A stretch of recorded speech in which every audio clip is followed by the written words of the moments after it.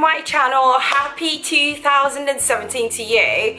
I hope you enjoyed your New Year and New Year's Eve. We're now back to reality, and so this is my first video for 2017, and it's actually a requested video. A lovely home manager actually contacted me, which I was very happy about, and told me how much she liked my channel and how useful it's been to her and to so many others. I did some few videos. I will leave the link below the description box so you can actually go ahead and watch those, but I didn't realize that anyone was watching them, and in fact this is why I started this YouTube channel, is to share my experience. So the question is, how do you as a non-clinical care home manager recruit a very good clinical lead or a deputy manager to run the home with you? So stay tuned and I will give you tips based on my experience. I'm going to add a little bit of information that I kind of like researched, but I'm going to be open and honest to tell you how I recruit clinical leads or deputy managers to work with me. And I can tell you now that I have been successful at it. My deputy manager is absolutely wonderful. My acting deputy at the moment is brilliant. So I do know what I'm doing, so stay tuned. Here's just a little disclaimer. I don't disclose where I work. It's got nothing to do with this video. This is my personal thing, my experience. I'm a registered care home manager. I'm also a registered nurse. So this is just my own thing. I'm not speaking for the company that I work for, and I do not represent them in this my little YouTube channel. So this is purely me and you, and it's got nothing to do with them, if you know what I mean. First thing you need to be doing is, when you get the CV, go through the CV. I know it sounds really simple and it's not rocket science, but you'll be shocked how many managers don't bother to go through CVs when it gets sent to them. You need to really comb through it. If you're a non-clinical manager, you do actually need somebody clinically strong to work with you.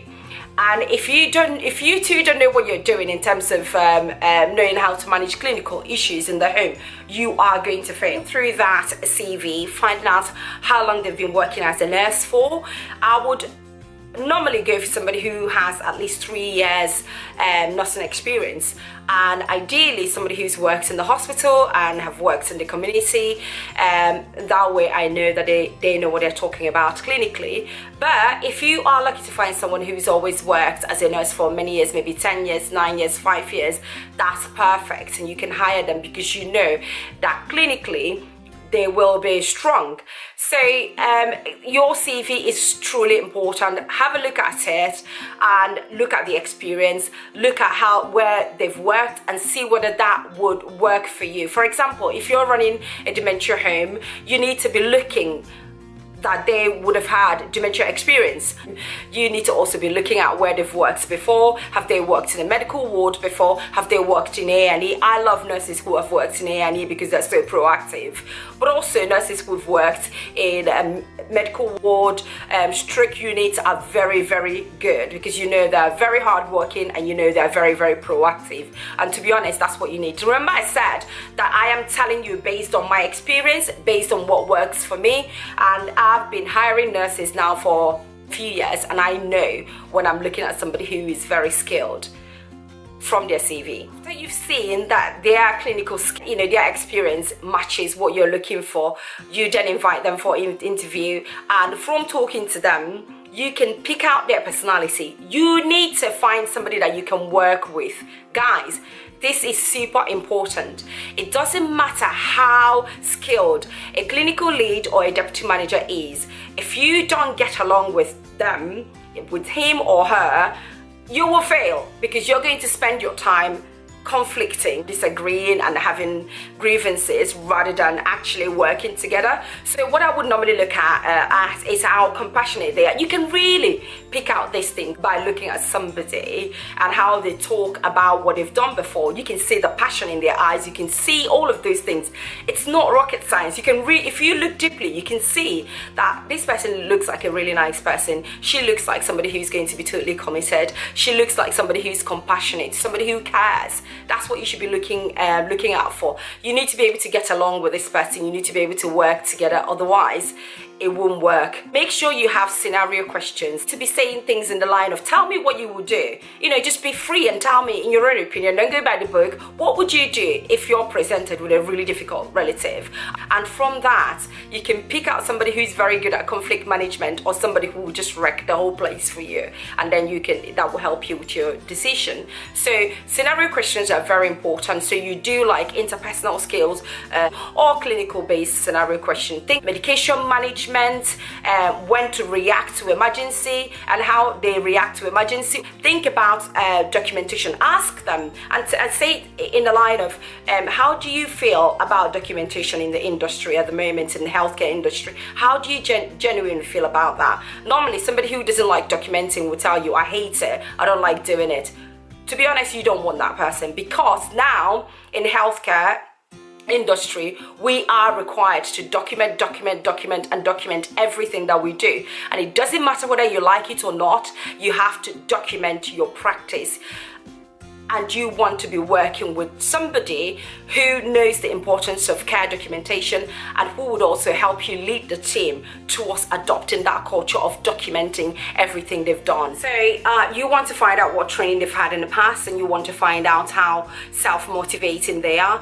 But don't get me wrong, some people may not have had the training that you are actually looking for, but if you see that they are very driven, if you see that they might be the person that you're looking for, you may then be able to develop them in the area that you feel that they are lacking and support them towards success. I've personally done that before and it worked really, really well for me. So look out for personality from the scenario questions that you pose at them, and also look out for how long they've worked as nurses. Do they even know what they're doing? Simple things like character management. You can catch somebody out if they don't know what they're doing.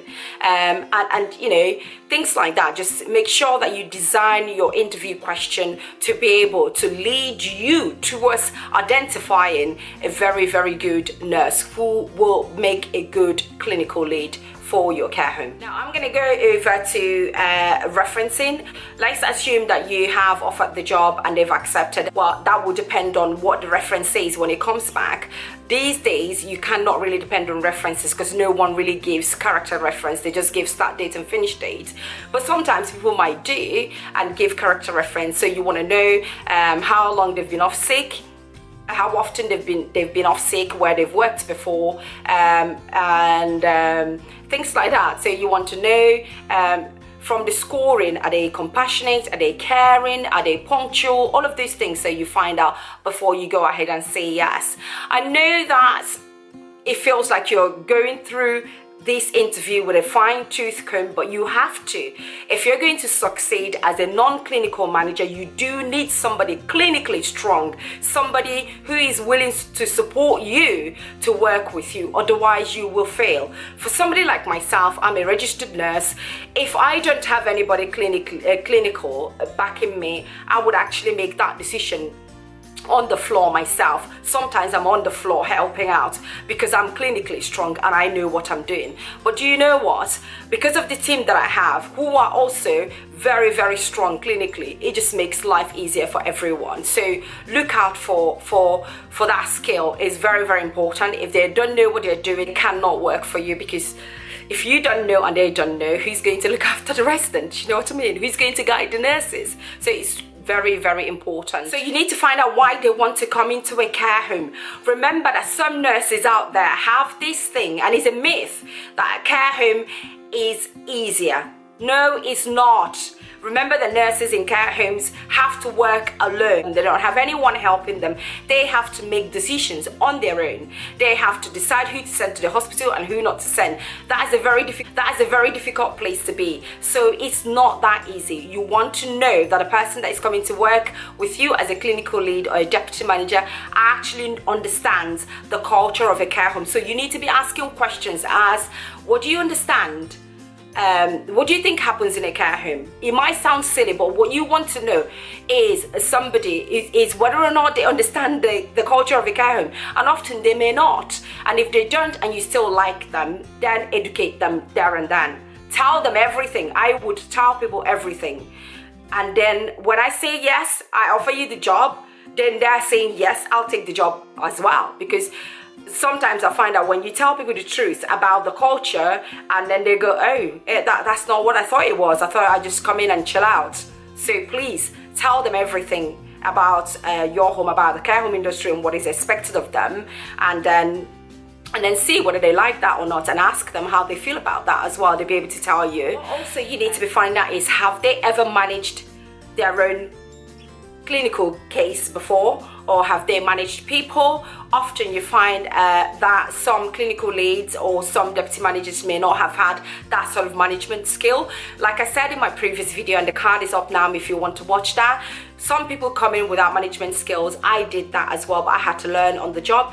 You can teach them that, but what you want to know is, how do they manage their own time? How do they manage their own case? If they have patients, how have they managed difficult situation where they've worked before? All of that is aspects of management. Then things like managing people or managing resources can be taught on the job, but you need to find out what they've done before in terms of management, so that you know where to support them. Okay, so finally, I've mentioned this before, create your interview question and fill it with scenario questions to help you know whether you are actually employing somebody who is clinically strong. Remember, you're not employing a manager of the entire home. You're actually employing somebody to lead the clinical part of the care home. So make it very clinically based, and when they come in, if you've never had management experience, you can then source training for them and teach them